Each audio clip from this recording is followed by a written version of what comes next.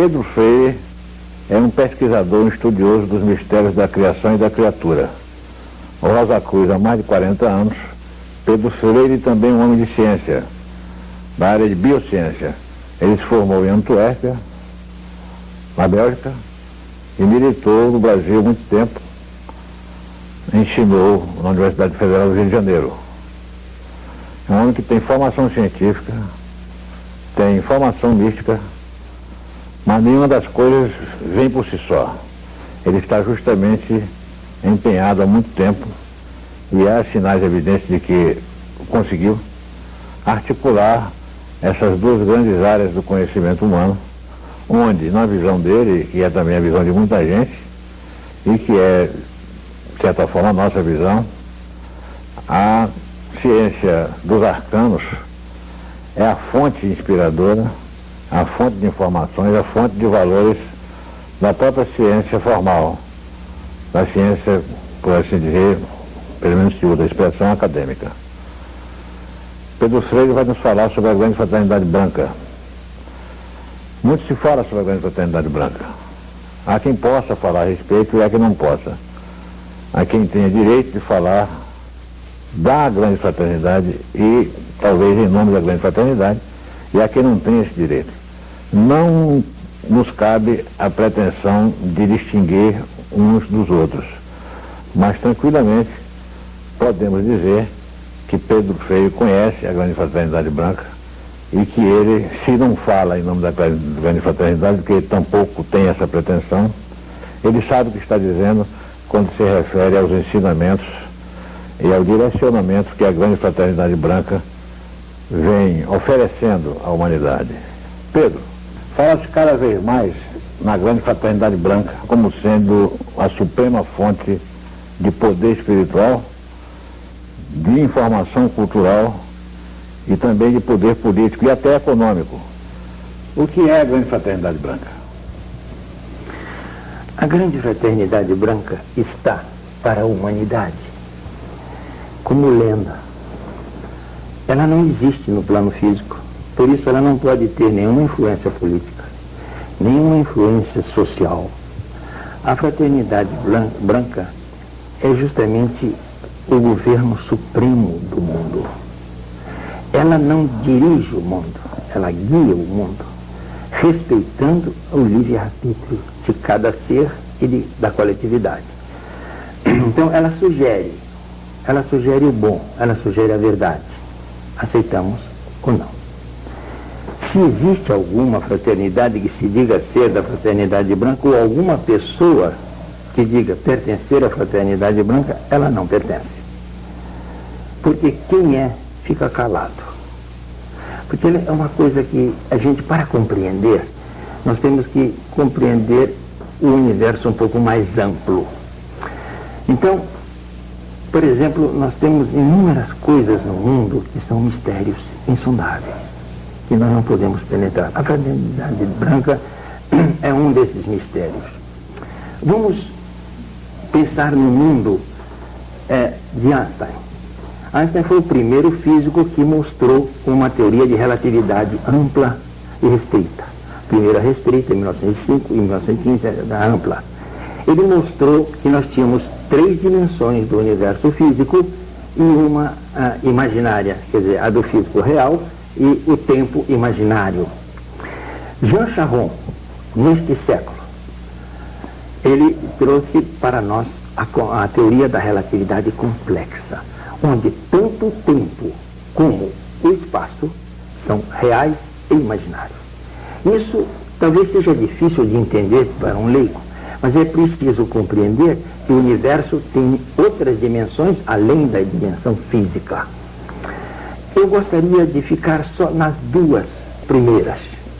Tem mais, mas fugiria a nossa compreensão humana. Vamos então fazer 2. Uma física e outra psíquica.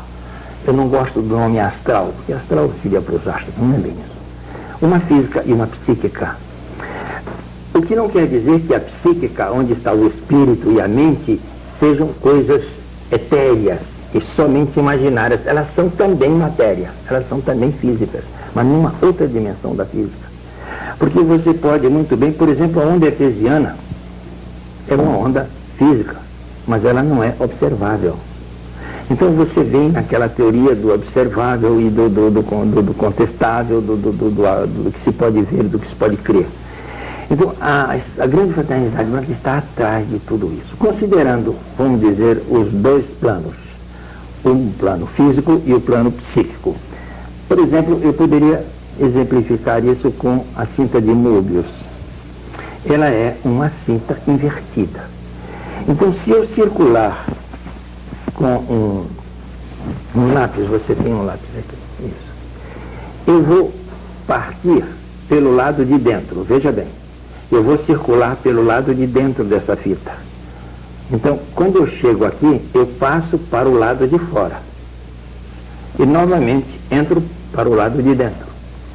Neste lado de dentro, poderia ser chamado de fora, porque são convenções, está o verdadeiro eu, o homem cósmico, o homem eterno. E eu chamaria, para melhor compreensão, de homem psíquico. E o lado de fora, o homem físico, denso, o homem que está na nossa dimensão, capaz da corrupção, capaz do crime, capaz da desgraça, capaz da imoralidade, e o homem cósmico na sua pureza, o homem psíquico. Bom, a velocidade com que se movimenta esse lado de fora e de dentro, em que o homem faz o shopped, como dizem os americanos da toca, o repete um, repete outro, é que traduz a evolução humana. Por exemplo, o homem que tem isso lento, ele é simplesmente um materialista, ele é um homem que só acredita nas suas próprias desgraças. Ele não tem um sonho, ele é incapaz de pensar que existe o amor, que existe uma série de coisas, porque ele não pode ver nem pegar. E esse outro lado é o homem eterno, é o homem que evolui, é a personalidade daquilo que nós chamamos a alma do universo, em que nós individualizamos. Essa velocidade pode ser de tal frequência, de tal modo, de passar de um lado para o outro, e aqui se exemplifica numa cinta de Möbius, mas que não é rotativa. Ela é ressonante, e essa ressonância nós ainda vamos falar mais adiante. Essa condição faz com que o homem possa estar do outro lado e desse lado ao mesmo tempo. Então, a grande fraternidade branca está do outro lado, do lado do psíquico. Ela é toda do outro lado.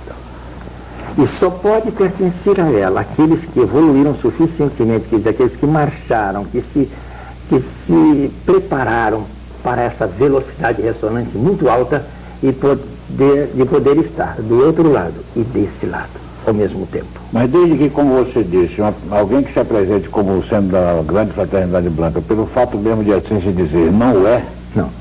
Porque quando ele não diz. Como é que você se situa?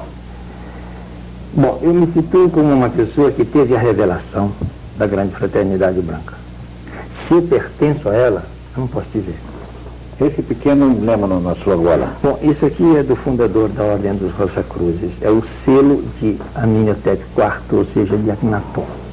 Este selo é do presidente da grande loja branca, que dirige a grande fraternidade branca. Agora, voltamos um pouco ao Egito. Você já ouviu falar que o Cristo veio para o mundo para abrir as portas do céu, que foram vedadas na expulsão do homem do paraíso. Então o homem ficou vedado ao acesso do homem psíquico. Só em raras exceções o homem poderia chegar lá. Mas no Egito, muitas pessoas, não é? Principalmente os dirigentes, porque os faraós eram pessoas diferentes, eles chegavam a ter acesso aos dois lados. E aí foi reorganizado um mundo psíquico já que a humanidade começava a ter. Isso teve origem com o Amenhotep IV, que é o presidente, é o Akhenaton, com Moisés. Amenhotep ou Amenófis? Amenhotep. Amenófis é a mesma coisa, né? Que foi depois o Akhenaton. Então você vai ver que aí nessa época há uma confusão de datas entre Moisés, Davi, Amenhotep IV, que foi o Akhenaton, e o nosso Ramsés II, né? Segundo Eduardo Rei, Ramsés II foi o contemporâneo de Moisés. Aí entra uma série de questões e eu não quero me expressar no momento sobre isso. Mas aí teve origem a abertura da Fraternidade Branca através da fundação da Grande Loja Branca. Então, esses seres que estavam dos dois lados ao mesmo tempo, inclusive o Akhenaton, assumiu a presidência. Mas o primeiro presidente, quer dizer, o primeiro mestre dessa Grande Loja Branca foi Tutmoses III. Ele é que começou a abrir o campo da iniciação para o outro lado. E isso vem preparar todo um terreno para que o Cristo abrisse para toda a humanidade, não é? Na sua mensagem fabulosa e ultrapassa os evangelhos conhecidos, porque são só 4, e são muito mais, na realidade. Existe uma parte oculta da vida deste homem, que foi um homem diferente. Muito embora, no seu entender, a Grande Fraternidade Branca não lide com política, é preciso aí saber qual o sentido que se dá à palavra política, vamos ver isso depois. O fato é que a ação de Akhenaton teve uma formidável consequência política, um enorme desdobramento na área política. E nesse aspecto, não há dúvida de que ele fracassou. Não, a missão de Akhenaton... Que ele tentou realizar uma tarefa política, uma transformação política. Ele fez uma transformação não religiosa. Ele trouxe uma verdade. Ele trouxe a paz que não tinha no mundo. Ele abriu a primeira porta do mundo psíquico, quer dizer, do mundo real para o homem, que estava banido dos seus direitos cósmicos. Mas isso teve formidáveis repercussões políticas. Teve repercussões políticas porque ele era um rei, ele era um faraó. E ele estava vendo que a mensagem que ele havia recebido da era de Rama, por exemplo, através do primeira dinastia de Menes, não é? Ele recebeu um Deus só. Então, e depois os egípcios mudaram isso para um politeísmo. Ele tentou implantar o monoteísmo. Mas veja bem, mas o politeísmo acabou triunfante novamente. Mas não triunfante novamente. Aí é que é o engano. Ele morreu com 28 anos. Ele foi um homem que viveu muito pouco. E até hoje não se sabe que fim levou o corpo dele, porque não se encontra a múmia. Dizem que encontraram uma múmia que desconfiaram ser dele, que até era um corpo parecido com o corpo de mulher. Já alguém escreveu que ele tinha epilepsia. Não sei como é que se pôde entender naquela época que existia esse nome, porque isso é uma descoberta da medicina recente. Ele tinha êxtase quando ele saudava o sol, porque ele entendia o que o sol representava. Hoje o sol para nós é um negócio que serve para botar a pele mais morena e criar sarda em pessoa muito branca. É só isso que o sol serve hoje. Nós não damos a menor bola, a menor atenção. Bola é uma gíria. Nós não damos a menor atenção a esse astro fantástico que nos dá a vida, que nos dá o ar, que nos dá a terra, que nos dá, inclusive, a nossa própria alma. E se eu disser a você que o nosso cérebro é apenas um terminal, vamos dizer, um corpo sensível, um transdutor, que pega as coisas vibratórias do mundo físico e transfere para o teu próprio ego e eu que está no sol como uma gaveta num computador, você vai se espantar. Mas é isso para onde nós estamos caminhando. Essa questão das crendices, de uma série de coisas antigas, tem que cair. Porque nós vejamos o seguinte, nós temos aqui uma religião que se diz a verdadeira. Temos outra ali que se diz a verdadeira. Temos uma outra filosofia que se diz verdadeira. Aonde está então a verdade? A verdade está na tua relação com o universo. E esse universo, esse veículo, é a Fraternidade Branca. É para lá que todos nós temos uma cadeira, da qual nós fomos banidos. Essa fraternidade está pronta para receber você, eu e qualquer outra pessoa quando nós estivermos preparados. É como a medicina. Estão aí os hospitais, esperando que os médicos se formem nas suas universidades, para recebê-los no seu seio. A Fraternidade Branca é isso.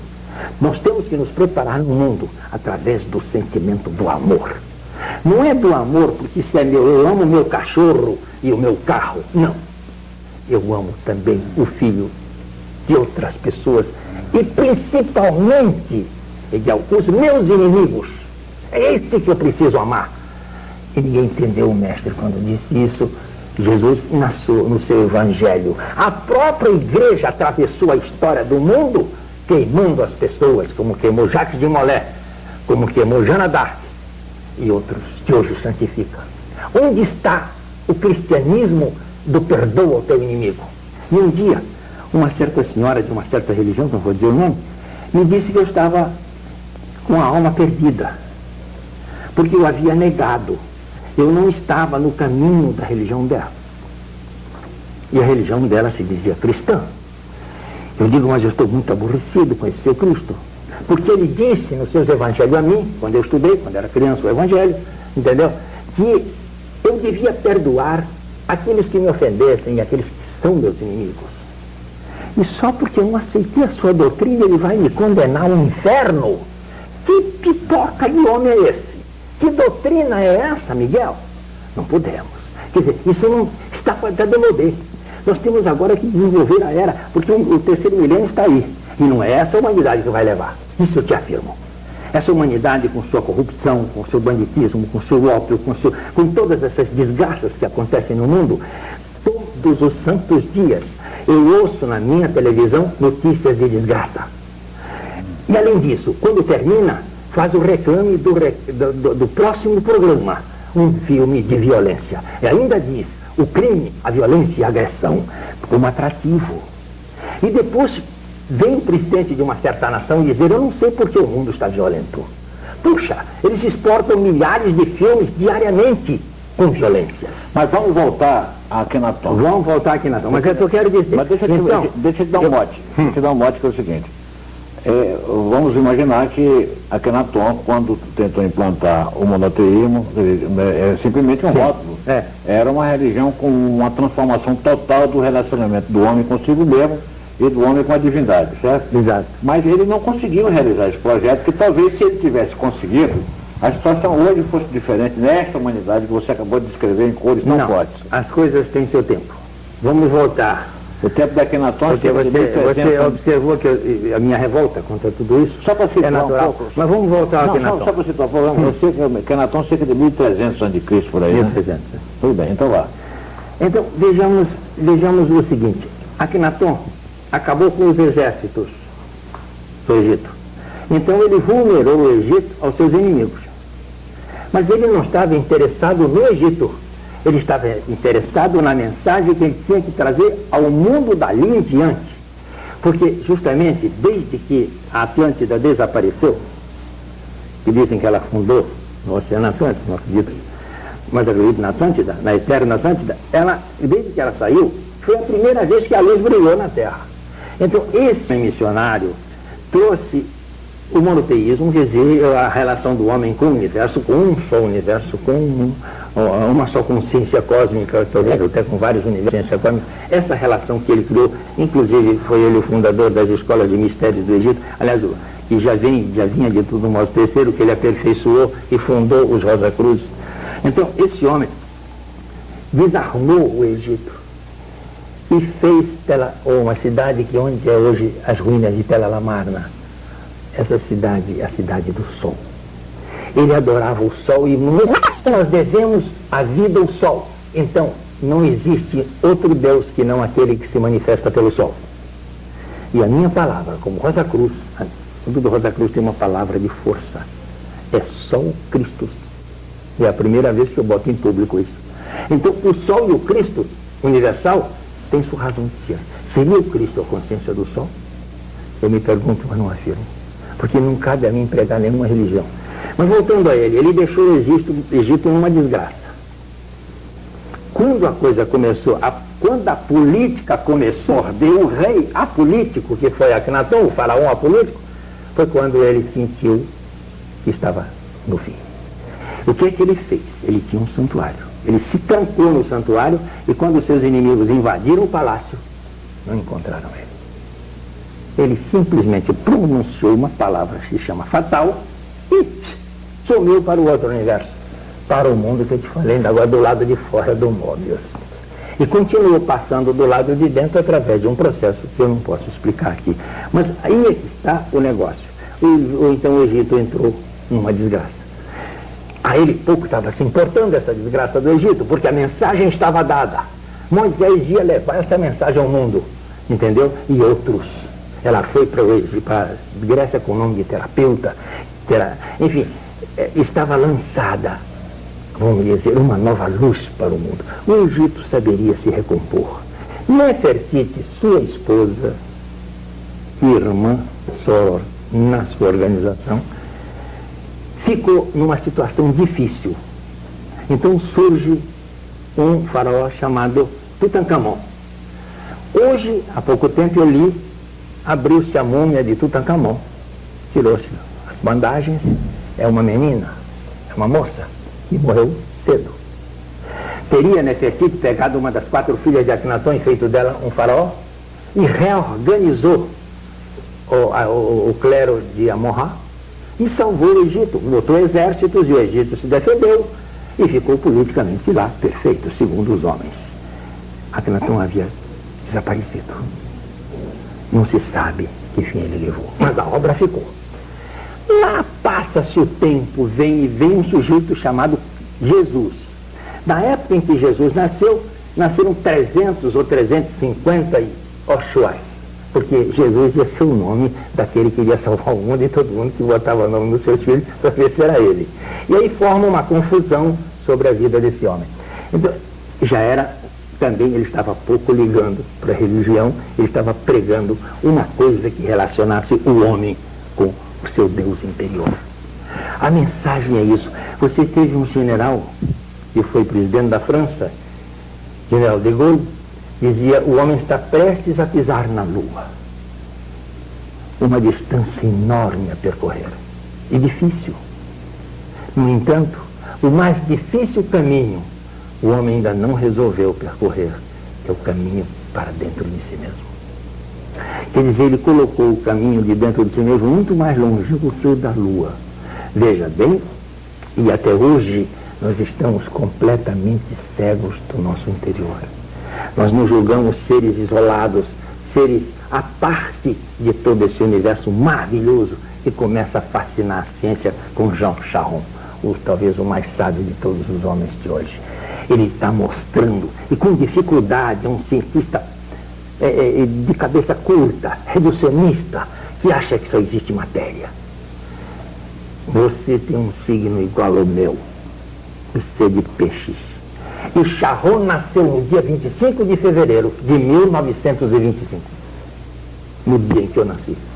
Também tinha que ser um cientista poeta, um cientista filosófico. E é ele que está lançando, na sua teoria da relatividade complexa, um outro universo. E agora está se começando a chegar num universo onde a fraternidade branca tem sua ação. Então, o papel da fraternidade branca é inspirar os homens nas coisas bonitas. De repente, cria-se o ecumenismo. De repente, cria-se o holismo. Isso são coisas já que começam a juntar a humanidade, a confraternizar a humanidade, a ecologia, o ecossistema. Até bem pouco tempo, quando eu era criança, não se falava nisso. Entendeu? Se tocava fogo no mato, se vendia madeira. Hoje, para se cortar uma árvore, é uma coisa difícil. Aqui no Rio ainda corta, mas lá em Paquetá não corta, não. Eu tenho um amigo que está sendo processado porque cortou em volta um flamboyant, e o flamboyant morreu. Certamente ele mereceu esse processo. E está processado, e está comendo Vamos situar também o espectador numa cronologia. Né? Você falou da fundação da Grande Loja, você falou da fase de Akhenaton, e você falou da fundação da Sociedade Rosa Cruz. Né? Sim. Então, elas estão nessa ordem? Estão. A Cruz nasce na mesma época, porque 4 gerações depois da fundação das escolas de mistério por Amenófis III. Sim. Por Amenófis III. Então, ele vem até Akhenaton. Akhenaton funda a ordem Rosa Cruz, que ela se transformou para a Grécia nos terapeutas, porque ela não podia ficar no Egito, para a Palestina se transformou nos essênios. Depois ela se oculta, aparece 108 anos, mas nós não tomávamos muito conhecimento, a não ser num círculo muito fechado, a humanidade era bem menor, e acontecia uma coisa. Não convém aí você relembrar para quem Sim. sabe e informar quem não sabe, que esse caráter cíclico da atuação São 108 anos de atividade e 108 anos de adormecimento. dos Rosa Cruz. Aí ela ficava fechada. Isso porque quando ela ficava 8 anos acesa, ela criava polêmicas 108, e né? agressividade em cima dela. Então, para evitar essas coisas, ela sumia, né? Cumpria sua missão e desaparecia. Aí, quando procuravam, ela não tinha mais informação. Até que, depois da invenção da imprensa, em 1614, acham o túmulo de Christian Rosenkreuz, na Alemanha. Aí vem o manifesto, porque já tinha a imprensa, e aí segue uma série de histórias dos Rosacruzes ocultos. Ela vem novamente se apagando e se acordando cada 108 anos. Em 1908, ela deve nascer. E aí surgem polêmicas, e eu não pretendo aqui acender. Qual seria a verdadeira Ordem Rosa Cruz? Ordem, eu só conheço o resto, são fraternidade. Então foi o Spencer que recebeu de Madame Stance os manuscritos onde ele compilou e preparou as suas monografias para a grande Ordem Rosa Cruz, antiga e mística Ordem Rosa Cruz. Então o que acontece? Ele foi à França e recebeu a carta constitutiva, né? E foi isso deve ter sido em 1910 ou 12, por aí, porque de 8 já ela já estava pronta a renascer. Ela nasce em 1916. Spencer Lewis, o seu fundador, e Amorque, antiga mística Ordem Rosicruci. Ele, em 1916, fundou ela ainda no estado de Nova York. Depois ela foi para São José, na Califórnia. Antes ela tinha estado na Pensilvânia. Bom, agora, antes disso... Agora vamos ver, a Francis Bacon, que foi da Inglaterra, foi quem mandou os Rosacruzes para fazerem hoje o que é a América. E foram eles que fizeram a independência da América. Tornaram a América uma nação. Com a missão de ser a América uma nova Atlântida. Missão que ela perdeu. Aliás, todos aqueles que receberam missões de resgatarem a nova humanidade, falharam. E agora a humanidade está entregue a cada um de nós. É procurar aqui e ali como se comunicar com o cosmos. Sentir a inspiração. Além da experiência vivida por Akhenaton, cerca de 1.300 anos antes de Cristo, há um outro lance, um outro episódio notável em relação ao que seria a história da Grande Fraternidade Branca, no plano da política. Acontecimento esse é ocorrido cerca de 3.000 anos depois da época de Akhenaton. Eu estou falando da atuação de Saint-Germain junto das cortes da Europa. Seria um agente da Grande Fraternidade Branca. Fala um pouco disso. Lógico. Saint-Germain, grande Rosa Cruz, né? Mas nós estamos diante dele exatamente, como a ciência e a própria história está diante da pirâmide. Hoje, com toda a tecnologia moderna, não se constrói uma pirâmide igual àquela. E o que está ali? Seria que o passado nos deu um momento de pedra sem uma significação? Vejamos o que me reprovou. Eu vou fazer uma voltinha um pouco fora do assunto, depois vamos voltar. No terceiro ano de ginásio, eu fui reprovado porque criei um problema com o professor Augusto Carneiro, meu professor de História, em Manaus, no Colégio Dom Bosco. Quem estiver na minha idade, que foi meu colega lá, se estiver me ouvindo, vai saber disso. Me ensinou e queria que eu botasse na minha prova que a pirâmide construída por Kelp, ele tem 20 anos, por 100.000 escravos. Isso me foi ensinado. Eu fui para casa e, como gostei muito de contas, e me lembrei que Einstein havia estado na pirâmide pouco tempo antes, e eu havia lido na seleção do Heritage, que não existe mais, que ele havia dito que ele calculou em 2.500.000 pedras que construíram aquele monumento, que é uma das maravilhas do mundo que ainda existe, a única, aliás. Então, um cálculo aritmético bobo, qualquer pessoa que saiba somar e dividir e multiplicar, faz esse cálculo. Vou dar as dicas para vocês. Um ano tem 365 dias e quase 6 horas. Então vamos botar 365 dias, vírgula 4. Um ano. 20 anos tem 7.308 dias. 20 anos tem 175.398 horas. E 20 anos tem 10.523.520 minutos. Que, dividindo por 2, botando sobre 2.500.000 pedras, eu tenho 4 minutos e 2 por bloco. Tua cabeça entende que um bloco de 12 toneladas, polido e colocado um sobre outro 2,5 milhões de vezes, pode ser feito por 4 minutos e vírgula 2, que deu 15 segundos, tirado do Alto Nilo, trazido. Por que processos? Os japoneses agora tentaram rolar aquelas pedras do mesmo tamanho que fizeram lá no Japão, em cima de madeira, e esmagou até aço. Então, não é possível que uma história continue dizendo isso até hoje. É um absurdo. Absurdo. E esse absurdo continua. E nós estamos diante de Saint-Germain da mesma maneira. A história de França, vê ele aqui, vê ele ali com um nome, ali com outro, mas sempre o Saint-Germain como final, nome final. Denis S.M. Saint-Germain. O outro, o Conde, não sei mais que, Saint-Germain. Radolphe Saint-Germain. Bom, então, diante disso, ele aparece quase 200 anos na história de França. A história vê isso, de ninguém vive, é lenda. Não procura explicação. É lenda. É como médico de interior, né? Qualquer coisa que acontece deve ser um vírus, uma virose. É a mesma coisa, mas não sabe explicar uma doença que é virose. Assim, os engenheiros também têm suas desculpas, os advogados também, enfim, isso que é o código, é isso aqui. Nós temos sempre uma fuga.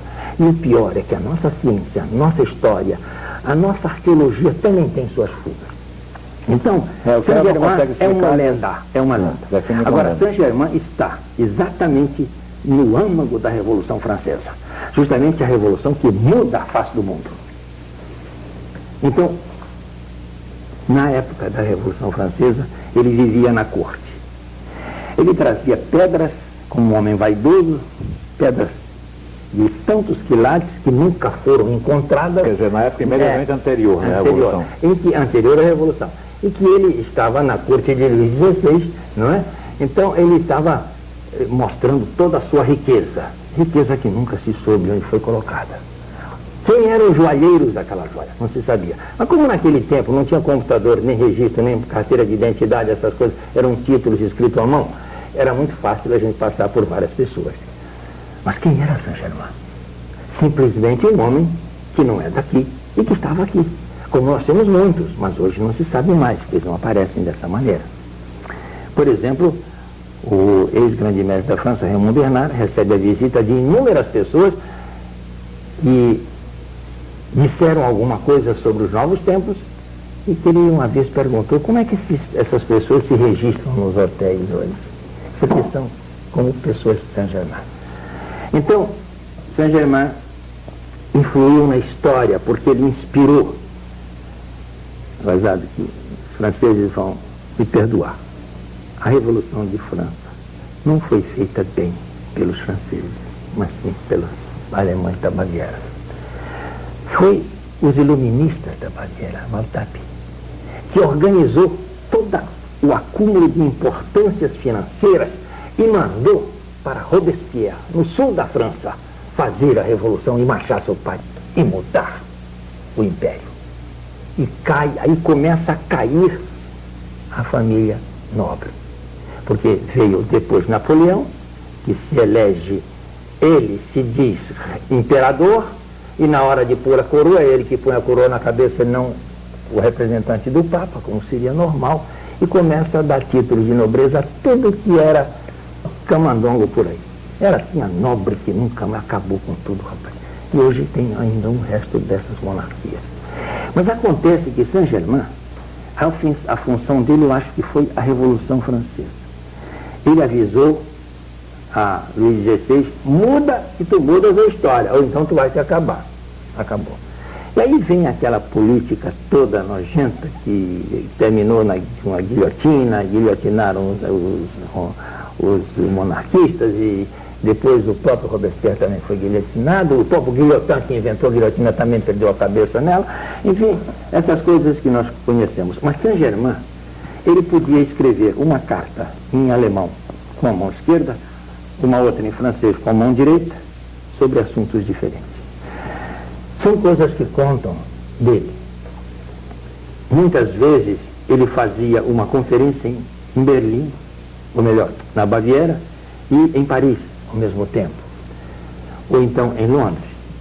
Ele estava em vários lugares às vezes ao mesmo tempo. E uma vez perguntaram a ele de que país ele era. Ele disse: eu sou de um país que nunca teve um soberano estrangeiro. Não se conhecia nenhum na época. Já ele disse que era uma coisa diferente. Ele nunca falou exatamente. Agora, vamos ver as coisas interessantes da vida de Saint-Germain.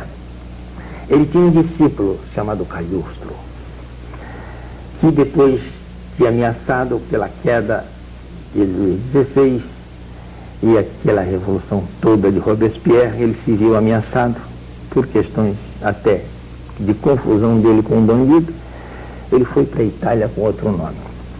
Mas ele foi discípulo de Saint-Germain. E ele disse: mestre, eu queria te visitar em tua residência. Ele disse: mas é lógico, você irá onde eu estou. E convidou. E o recebeu num templo. Um templo que eu poderia, pela descrição da lenda, achar que seria um templo maçônico. Ele recebeu, ele se admirou daquele templo enorme, e ele lá, sozinho, recebeu ele lá.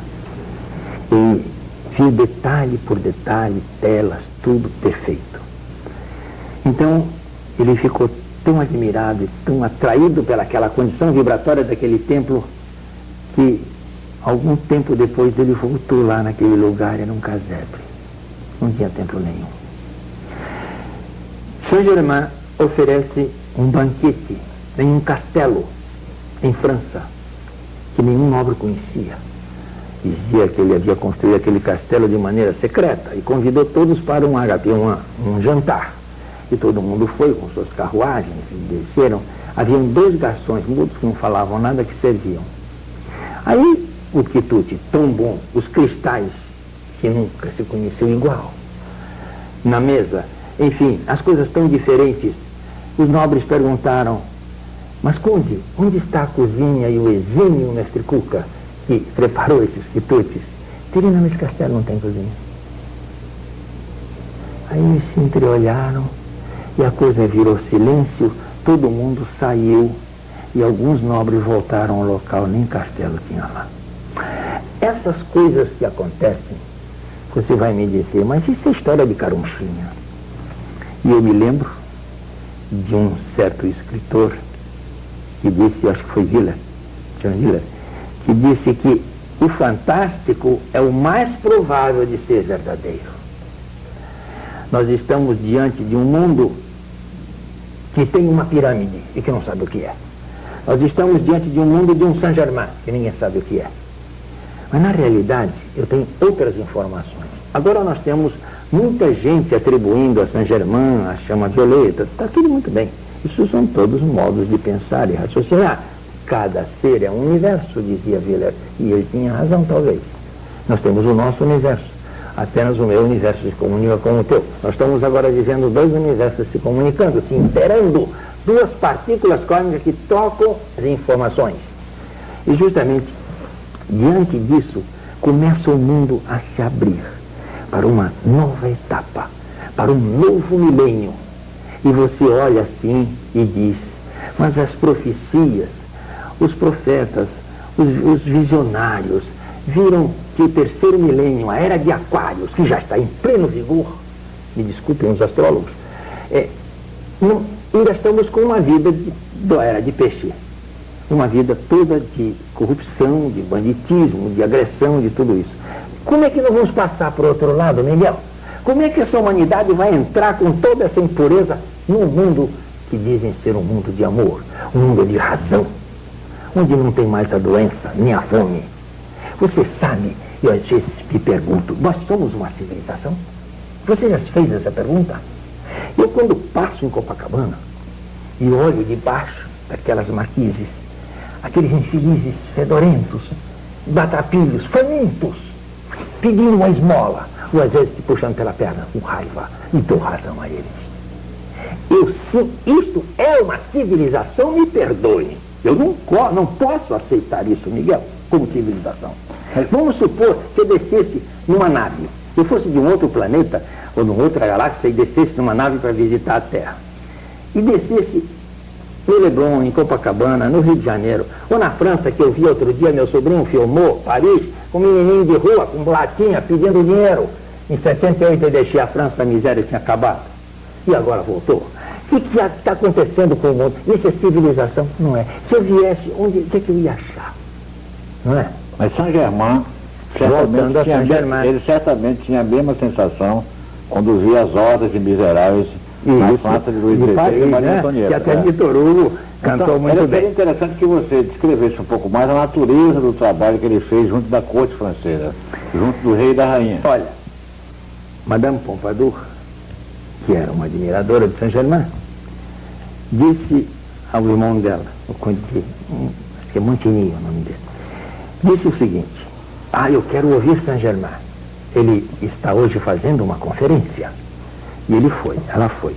Saint-Germain tinha mais ou menos 40 e poucos anos e Madame Pompadour tinha 22. Bom, ela viu aquela conferência.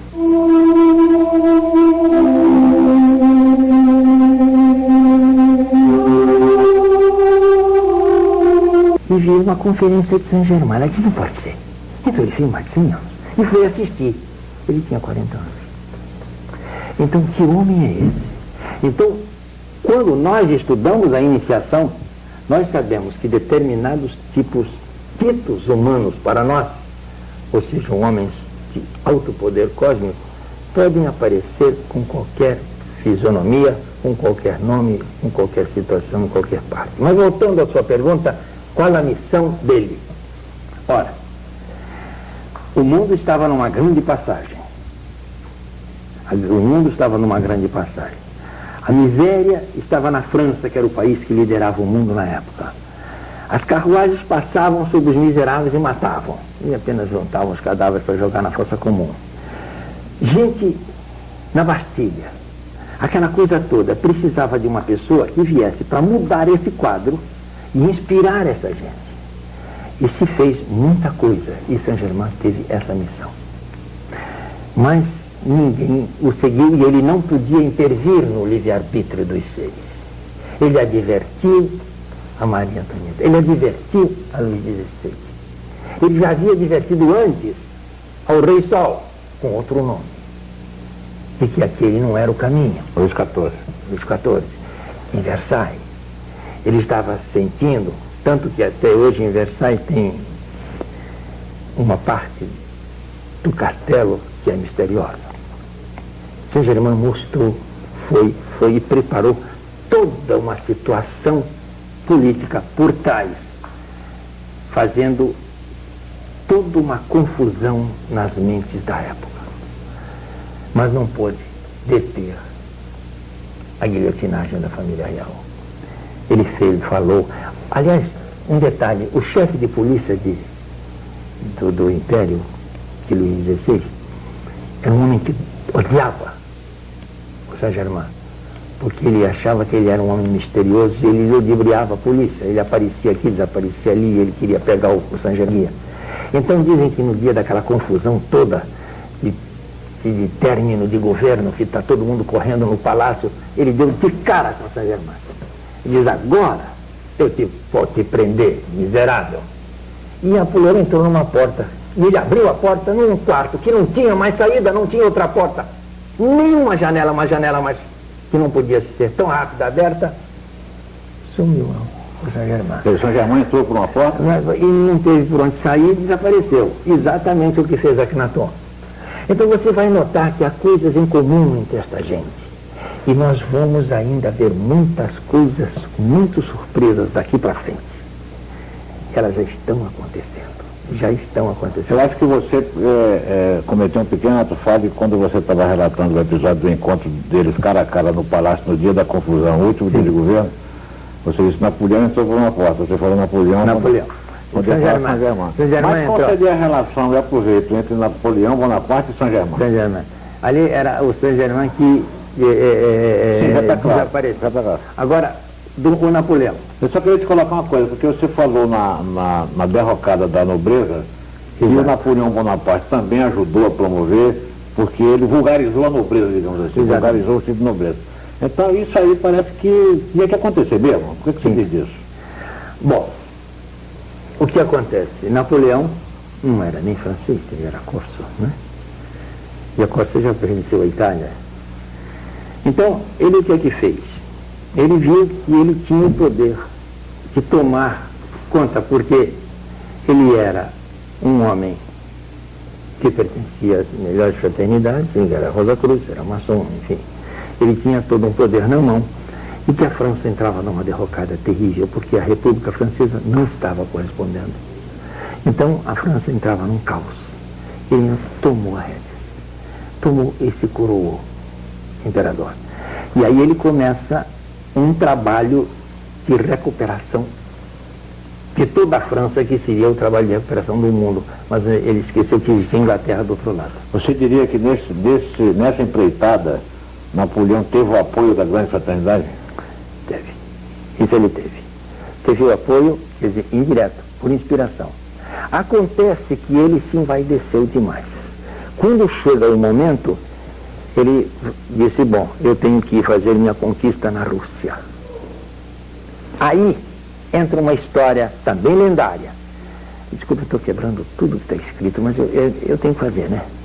Afinal de contas, a minha idade me ajudou a fazer tudo. A gente tem aqui uma tese que nós estamos fazendo essas coisas em vídeo e mediante conversas, porque a grande tradição, como a palavra diz, é a palavra. É a palavra.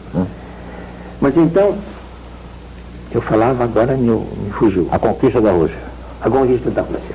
Ele vai para a Rússia. Havia um velhinho que morava, vivia, segundo aparências, debaixo de uma ponte de Paris. Era um miserável. Mas esse velhinho tinha uma coisa. Ele se apresentava no portão do palácio e imediatamente a guarda abria. Havia uma ordem. Ele foi e disse a Napoleão, não vá à Rússia. Você vai voltar derrotado. E ele foi. Disse, eu tenho poder e eu vou. Esse velhinho era o Père Guillaume, né? Não se conhece a identidade dele. Esse velhinho sumiu, desapareceu. Uma vez que ele contrariou o velhinho, ele estava perdido. Aquele velhinho tem um significado. Seria um Saint-Germain que se apresentou naquelas condições. Sabias que ele morava debaixo da ponte, já tinha sido visto. Como é que um homem com esse poder morava debaixo da ponte? E são essas perguntas. Como é que um homem com todo aquele poder de Saint-Germain, de criar joias e de fazer coisas de banquetes que não existiam, ele tinha o poder de mostrar e de criar, um dia a humanidade vai ter esse poder, e não vai mais, Miguel, talvez eu seja um sonhador, mas vou valer o meu sonho. Talvez o homem não tenha mais que trabalhar para ganhar o pão de cada dia. Isso aqui vai ser um troço fantástico. Ele cria sua própria comida e retira do próprio cosmos. Porque dizem que Deus está aí para nos servir, pelo menos é o que dizem, né? Mas voltando ao caso, Napoleão foi à Rússia e voltou derrotado. Mas orgulhoso, ele tem uma batalha contra os ingleses em Waterloo. E disse aí o Xi, o seu general em chefe, fique no flanco esquerdo, não venha em meu socorro nem que eu peça, me obedeça. E quando a gente desobedecia a Napoleão, perdia a cabeça, sabia disso. Então, o Xi disse, bom, eu vou ficar, sabendo que Napoleão está perdendo a batalha. Mas ele não socorreu. E Napoleão perdeu Waterloo. Waterloo fica na Bélgica, tem lá um canhão fundido, lá um monumento, né? Eu estive lá, estudei na Bélgica, né? Pois bem, Napoleão recebe um convite do almirante capitã da Marinha Inglesa. E Napoleão pensa que eles querem fazer um acordo, pois já tinha perdido, já estava liquidado, não tinha mais meio de continuar. Talvez um acordo, talvez teria compreendido, porque a intenção de Napoleão era fazer isso que fizeram hoje o mercado comum europeu, era os Estados Unidos da Europa. Ele queria juntar todas as nações, só que ele veio muito cedo. Aquele ideal dele não vingou por isso, e a vaidade o estragou. Resultado, o almirante convida, os ingleses que me perdoem, porque não concordam com isso, convida e prende ele, faz uma traição, prende Napoleão e manda para Santa Helena. Santa Helena seria a morte de Napoleão, em pouco tempo. Mas ele conseguiu sobreviver muito tempo por causa da ligação dele com a francmaçonaria e com os Rosa Cruzes, que ajudaram ele a ter vamos dizer, uma cela especial, enfim. Morre Napoleão e vem para os Invalides lá para ser enterrado. E Victor Hugo faz o belo poema 1911. Eu me lembro ainda, minha mãe me ensinou muito essa poesia. Aujourd'hui, não, demain, aujourd'hui, c'est Waterloo. Hoje é Waterloo. Aujourd'hui, c'est Waterloo, demain, c'est Sainte-Hélène, après, c'est le tombeau. Amanhã é Santa Helena e depois é o túmulo. É o túmulo. Essa coisa bonita desse poema chamado 1911 de Victor Hugo mostra muito bem como ele caiu com a sua vaidade, mas ele deixou uma obra, embora tenha deixado muita coisa que não valeu a pena. Assim, nunca um homem pode construir uma obra só perfeita. Você viu o que Jesus fez na terra? Quantas guerras foram geradas por ele? Pelo nome dele? E é nome dele? O que a igreja fez em nome de Jesus? Não por ele, em nome dele. Mas você não pode fazer uma obra perfeita para uma humanidade imperfeita. Mas agora chegou o momento. Ou nós mudamos de rumo, ou nós aprendemos a lição, ou vamos repetir o fenômeno da Atlântida. Não mais um continente, mas o mundo inteiro vai sucumbir. Mas existem coisas ainda que vão acontecer. E a humanidade, eu, no meu modo de crer, acho que tem muita possibilidade de uma grande parte da humanidade continuar. Você disse ainda agora que não acredita que esta humanidade vai realizar... Essa, como ela está, não. Vai haver uma separação. Você vai encontrar uma razão para que o meu pensamento no Evangelho. Disse Jesus que um semeador mandou semear o trigo.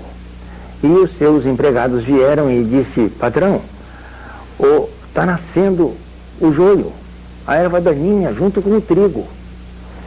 E ele disse: que devemos fazer nós, patrão? Colhemos a erva daninha e deixamos o trigo crescer? Ele disse: não, o trigo precisa da erva daninha, deixa crescer juntos os dois. No dia da colheita nós colheremos a erva daninha, mataremos fogo e colheremos o trigo e o armazenaremos para nosso alimento. Então, está no momento da separação do joio do trigo. Disse o poeta que deuses, humanos e demônios trafegam na rua com a mesma cara e não se reconhecem. É como nós estamos. Eu acho que nas ruas estão se cruzando sábios, ignorantes, bandidos e pessoas virtuosas, confundidas uma com as outras. É justamente o trigo e a erva daninha.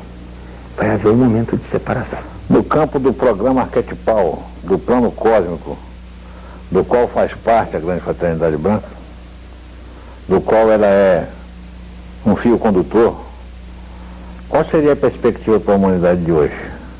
De uma saída da situação que nos o menos traumática possível, com o menor volume, menor teor de sofrimento possível, para nós seres humanos? Olha, eu seria suspeito para falar dos planos de uma fraternidade, do tamanho da fraternidade, que eu chamo dourada, não branca. Chamo dourada porque ouro é o símbolo da alquimia superior, né? Da alquimia transcendental.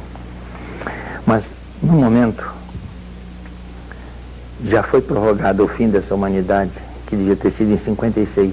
Depois passou para 75. Os Rosacruzes chegaram a parar as suas convenções internacionais, esperando que acontecesse alguma coisa, e foi mais uma vez prorrogada. Espera-se que seja até antes do ano 2000. Possivelmente 94, 95, vai haver a grande escolha. O momento em que nós devemos escolher. Os planos, eu não conheço totalmente os planos da fraternidade branca, porque são os planos da grande loja branca. Isso são os planos do universo. Eu não tenho acesso a isso, mas pelos acontecimentos, pelas coisas que eu observo e que eu estudo, eu acho que eles estão nos inspirando a criar coisas sólidas, a que nós pensemos de maneira diferente. Eles estão atingindo a nossa própria consciência com mensagens. Preste bem atenção, você e o nosso ouvinte que vai nos ouvir futuramente. Preste bem atenção. Você às vezes sente uma emoção assim, fantástica, uma saudade de um mundo tão gostoso que não tem mais. Porque a saudade, desculpem os linguistas, os vernaculistas de português, saudade não quer dizer de um passado, pode ser saudade de um futuro. Perdoe, mas se vocês estudarem profundamente a língua portuguesa das suas origens, lá está. E saudade também é futuro. Eu tenho saudade de um mundo melhor. Foi um mundo que esteve no passado e que está no futuro. Não sei se é o momento de eu fazer essa revelação, mas a Atlântida foi um continente de sábios que, diz a lenda, submergiu, entrou nas águas do oceano, que hoje se chama Atlântico em sua homenagem. Se isto tivesse acontecido, não existiria Egito. Porque a vaga de onda em 24 horas, um continente com toda aquela massa, faça um cálculo matemático, uma equação que você vai ver quanta água ele deslocou. Teria coberto a Terra, teria desequilibrado o planeta. Em que águas foi submergida a Atlântida? A Atlântida subiu aos olhos dos homens incapazes, aqueles que haviam se misturado com a animalidade, mas teria sido isso um castigo, uma decisão pecadora? Não. Era o homem que tinha escolhido descer ao animal para levar este animal à condição de Atlanta, ou seja, a condição cósmica. Não mais um animal se arrastando, mas um animal senhor de todos os seus sentimentos. A Atlântida sumiu em 24 horas aos olhos de determinadas pessoas, que somos nós, que caímos. Agora você diz, mas como nós? A Atlântida, segundo a lenda, tem 12 mil anos. E então existe a teoria da reencarnação. Não gosto de falar de reencarnação, Miguel, porque carne é um problema de açougue. Os franceses agem muito bem. La viande é a carne de comer e la chair é a carne do corpo. Eu me refiro à chair. Nós descemos, estamos levando o nosso animal ao cosmos. Dizem que a carne é pecado. Pecado por quê? Pecado é quando você usa a carne para fins indignos, quando você devassa a vida sexual, quando você anda com a mulher dos outros, essas coisas assim, que não há o respeito, não há o amor entre as criaturas humanas. Mas uma vez eu espantei um grupo de amigos meus, fratas, que eu disse que a palavra sagrada era a cópula entre o homem e uma mulher. Lógico que é, Miguel, porque é justamente quando você une as duas polaridades que nasce uma criança, que é a soma dos dois caracteres. Isto é sagrado, isto é a lei do triângulo que governa o mundo. A grande fraternidade, voltando a ela, está orientando, inspirando a humanidade para que ela esteja preparada para o momento em que os Atlântidas vão aparecer. Eles estão aí e nós não o vemos.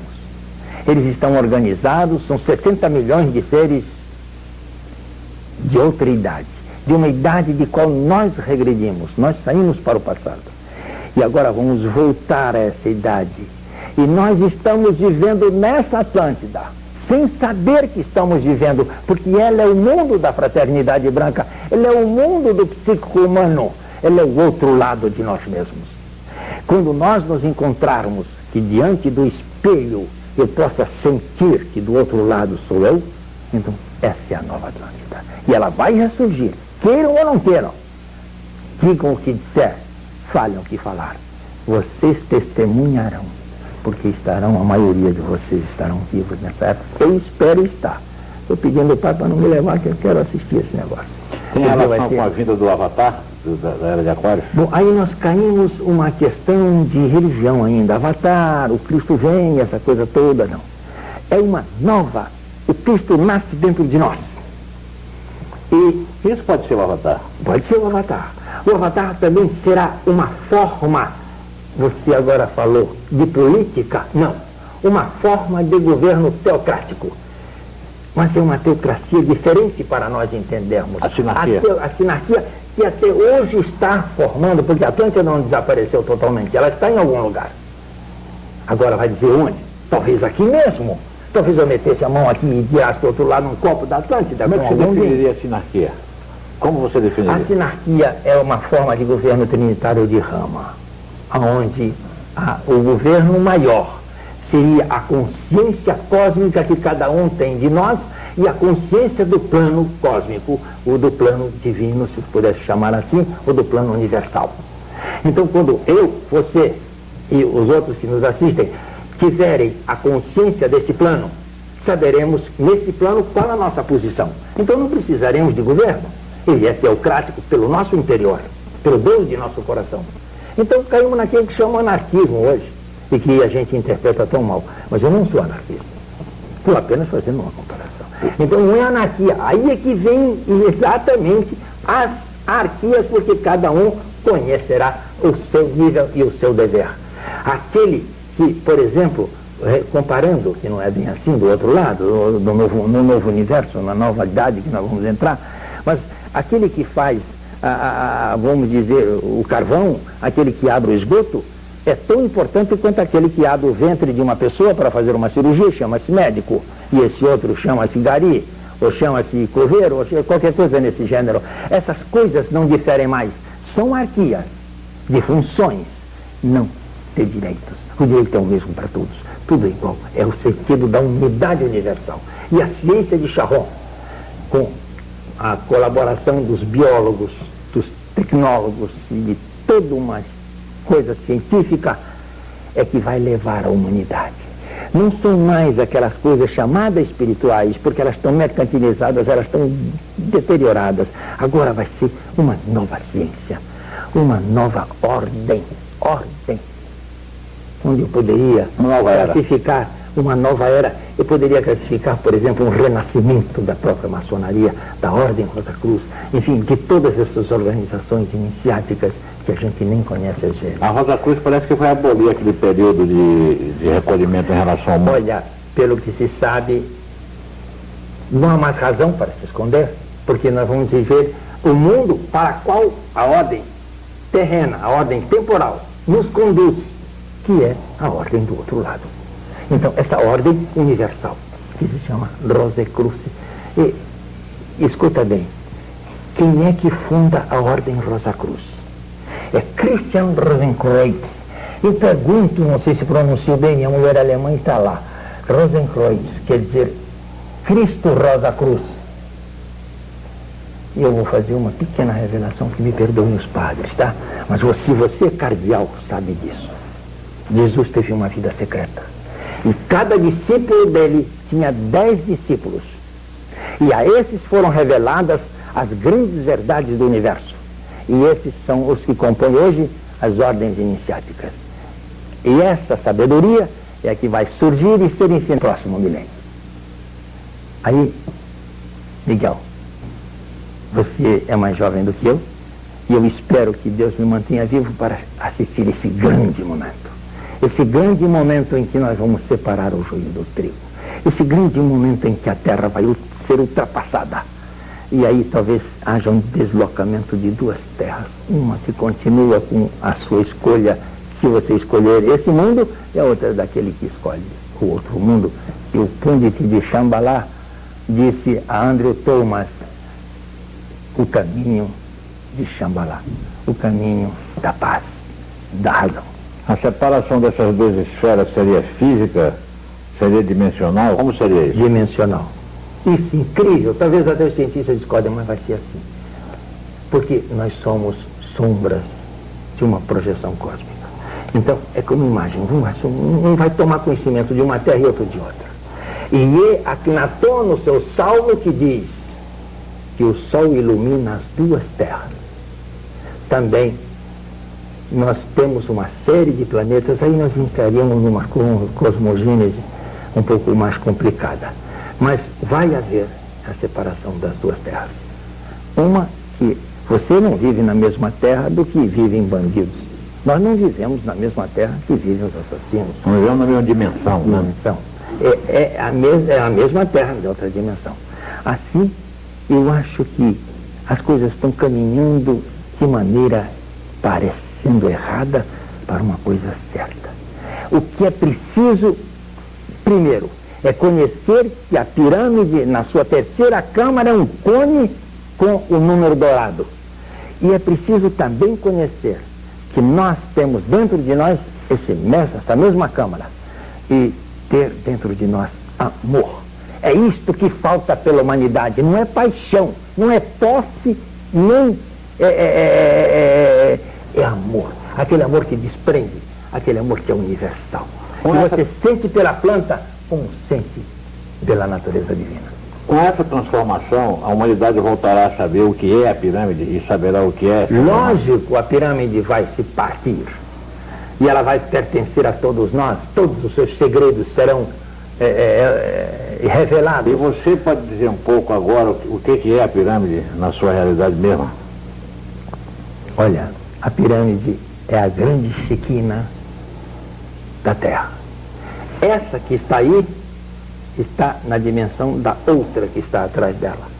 Então a outra será a Shekinah da nova Terra. Seria bom você definir Shekinah. Shekinah é um nome egípcio que diz que é o enfoque cósmico da consciência nos templos.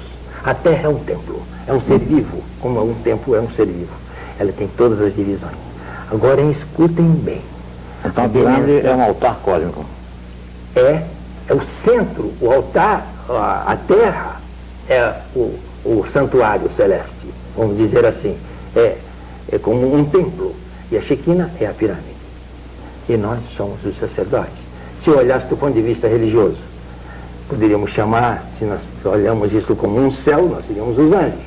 Mas nós somos simplesmente, seremos na nova humanidade o supra-humano.